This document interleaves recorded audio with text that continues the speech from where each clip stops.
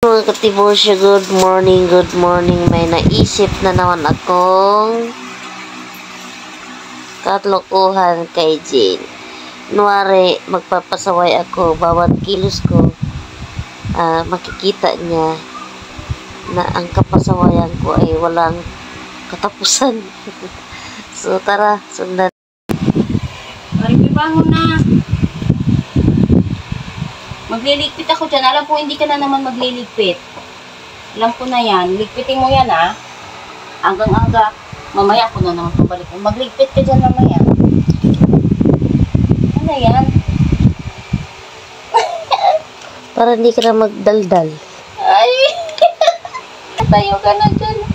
Sige, okay lang. Matulog ka lang muna dyan. Ikaw na magliligpit. Oo, matulog ka lang muna dyan. Ha? Thank Okay. you. Matulog ka lang muna dyan. Nandaldal eh. Ha? Pero lang pala katapat.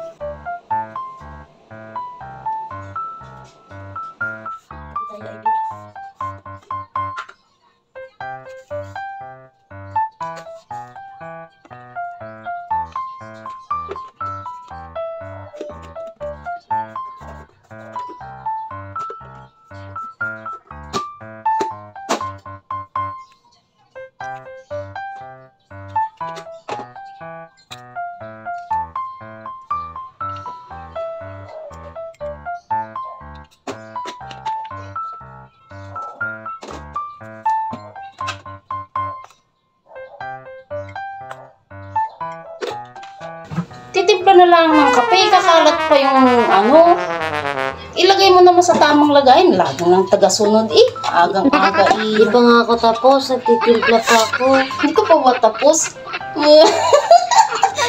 Pala, sige na ako na magtimpla ng kape mo.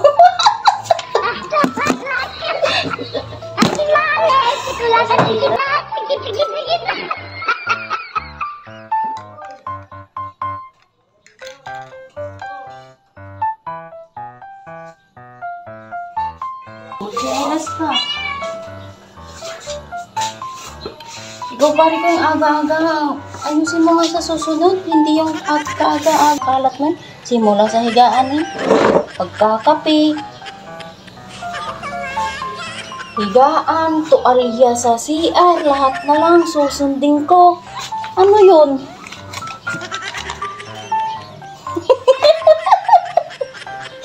Sige na, magkape ka na.